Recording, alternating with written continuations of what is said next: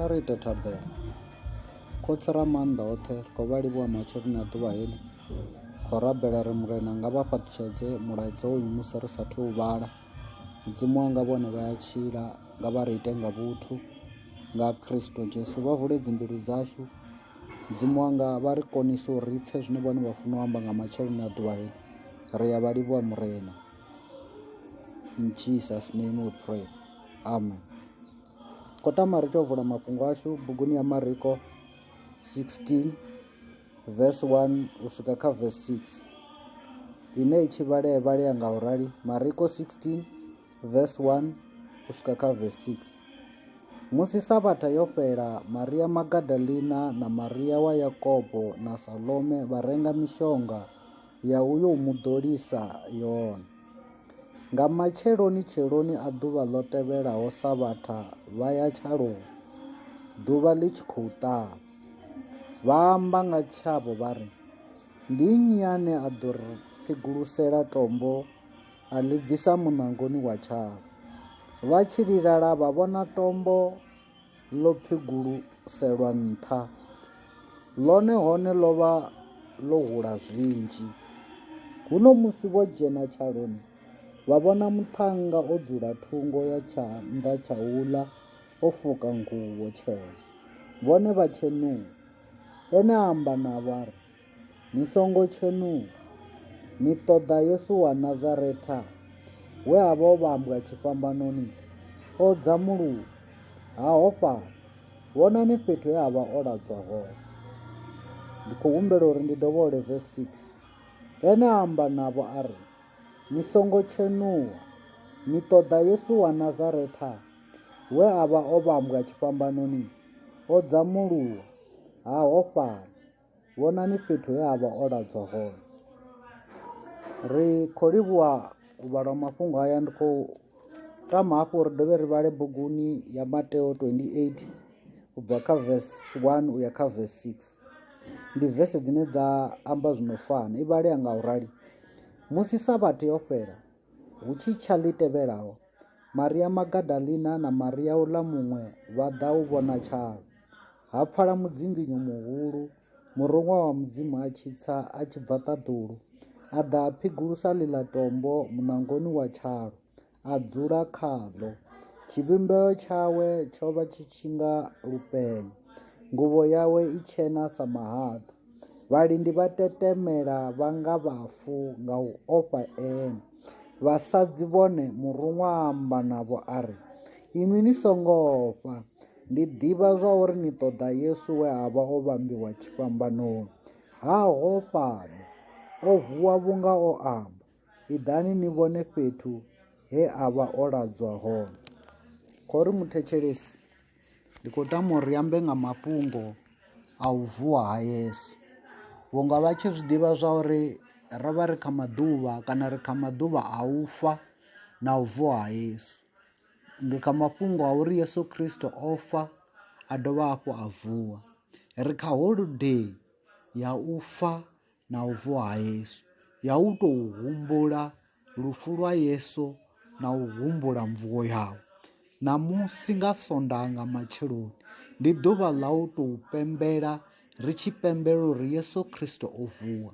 Kha vha ri ndi vha vhudze hafhanoni muthetshelesi uri u vuwa ha Yesu ndi zwone zwine zwa ri ṋea mutheo wa lutendo lwa vhakreste. Ndi zwone zwine lutendo lwa riṋe sa vhakreste lwa ḓitika ngazwo. Lutendo lwashu lu ḓitika nga mvuwo ya Yesu.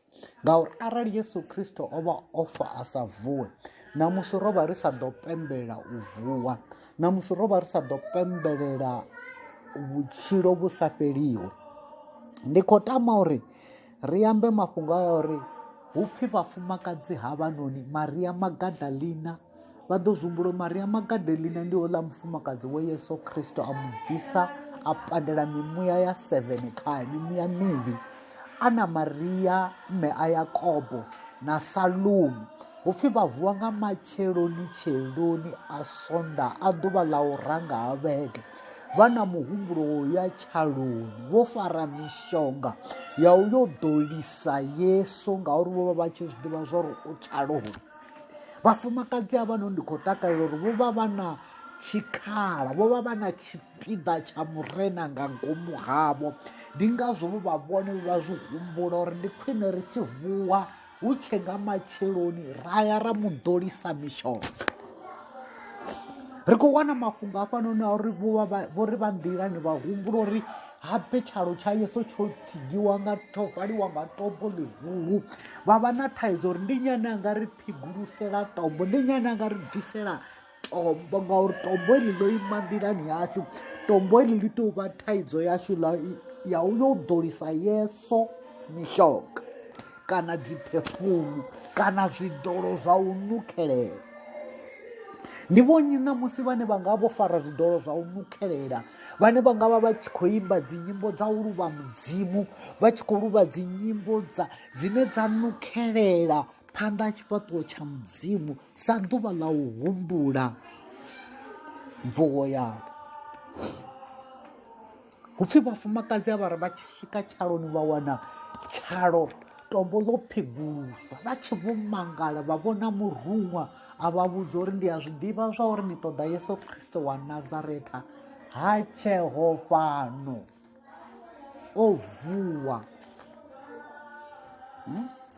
Ṋamusi ri khou amba nga mafhungo a Yesu o vuwaho, Yesu a songo tendaho u dzula tshaloni, Yesu a songo tendaho u fa tshoṱhe, Yesu we a ri u vhambiwa thandani ya tshifhambano a vuwa.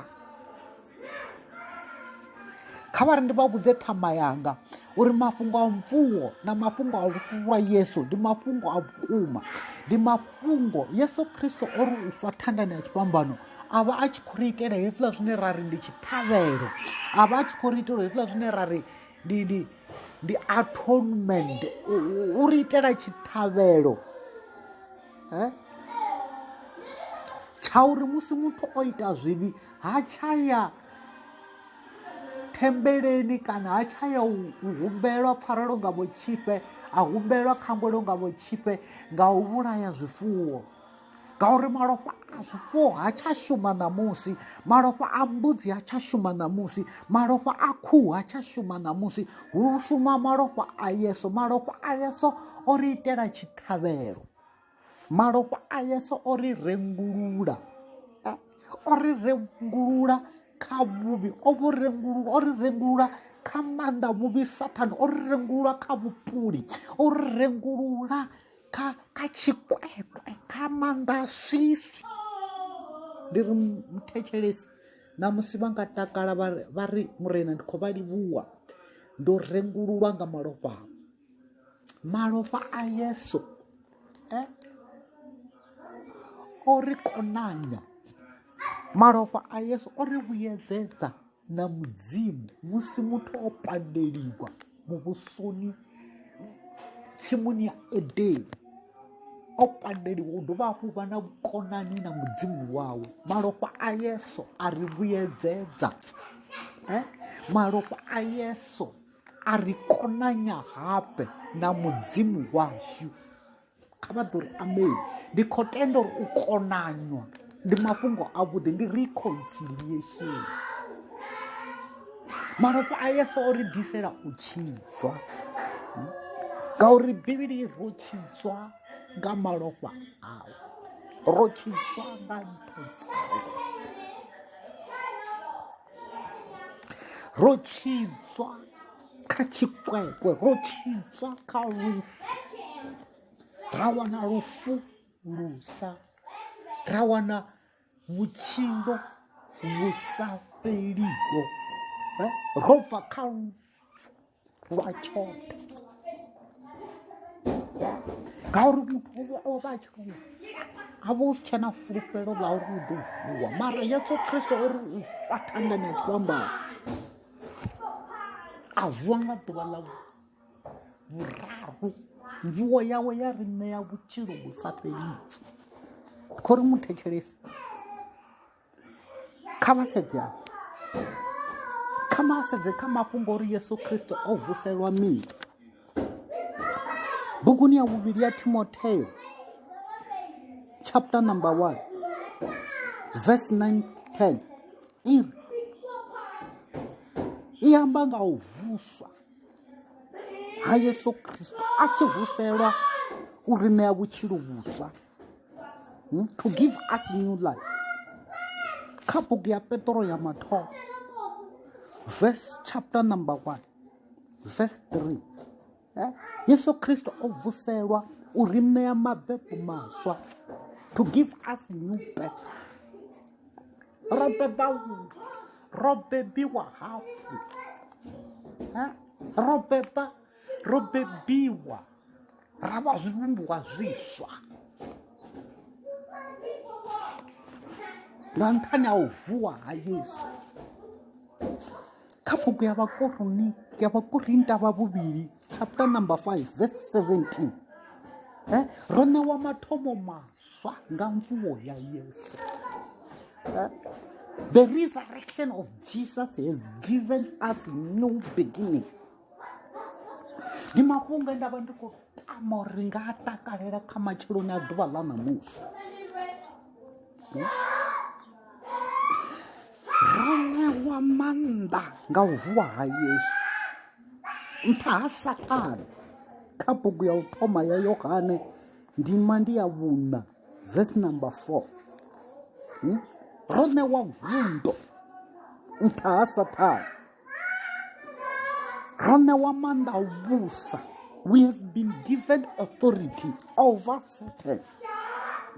Ro ṋewa ndaulo nṱha ha Saṱani. Kha Petro ya u thoma chapter number 3 verse 21-22, ro ṋewa maanḓa nṱha ha diabolo, nṱha ha suke ha Saṱani mufhiritani. Ro ṋewa maanḓa.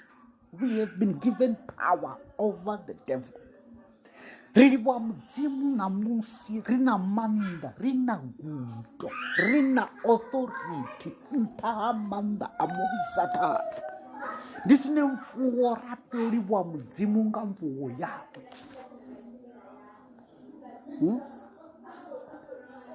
U vuwa ha Yesu ho ita uri ri vhe vharwa wa Mudzimu, ri vhe malaifa a muvhuso wawe. Kha bugu ya Vharoma 8:15-17, ro ṋewa u vha vharwa vha Mudzimu, ra dovha hafhu ra ṋewa u vha vhalaifa. Kha vha ḓo zwi ḓo mulaifa, the son, murwa.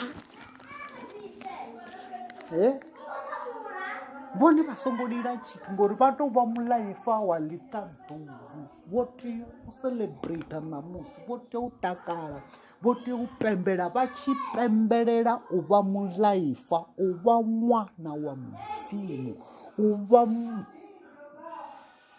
ri khou vha livhuwa muri.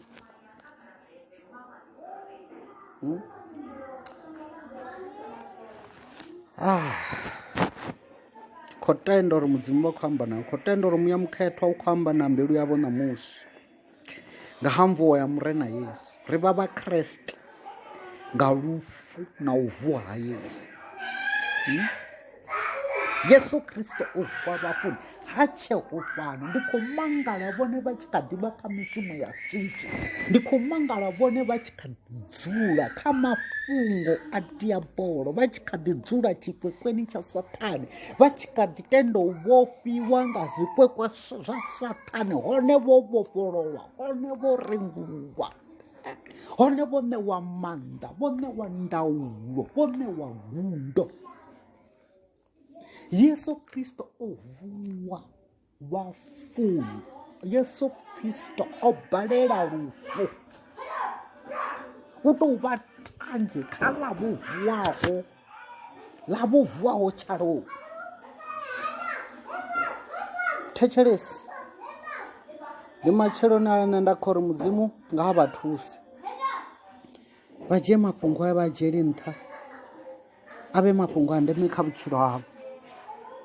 Tshiri Mudzimu nga vha fha tshedze vha tshi khou dzhia mafhungo a Yesu, a mvuwo yawe, mafhungo a vha ṋea vhutshilo, mafhungo a vha ṋea mabebo maswa, mafhungo a vha ṋea mathomo maswa. Ndi zwavhuḓi u thoma nga huswa. ngauri zwiswa ndi zwavhuḓi. Paulo uri ndi hangwa zwa murahu nda sedza zwa phanḓa. Iṅwe vese ri we are the new creation, the old has passed, the new has come. U vuwa ha Yesu ho ri fha mathomo maswa, the new has come. Jesus has brought the new beginnings in our lives. Ndi zwine ngazwo ri tea u celebrate, ri tea u takala ri tshi tenda uri Yesu Kristo o ri tshidza, Yesu Kristo o ri rengulula, Yesu Kristo o ri itela tshiṱhavhelo, Yesu Kristo o ri vhuyedzanya na mudzimu, Yesu Kristo o ri ṋea mabebo maswa, o ita uri ri vhe malaifa a muvhuso wa mudzimu. A vha takali ngani tshaka ḽavho? Dzimu nga vhafha tshedzi. Kha ri ite thabelo. Murena ri khou vha livhuwa nga matsheloni na ḓuvha heḽi. Khou vha livhuwa murena uri ṋea mathomo maswa. Ri khou livhuwa mvuwo yavho. A vho ngo tenda u dzula vhafuni. Vha songo tenda murena nṋe ri tshi dzula kha zwa vhafu. Vha songo tenda murena na riṋe ri tshi dzula kha zwa swiswi. Nga dzina ḽa maanḓa murena Yesu Kristo ri ya vha livhuwa murena nga vha ri fha tshedzi. Amen.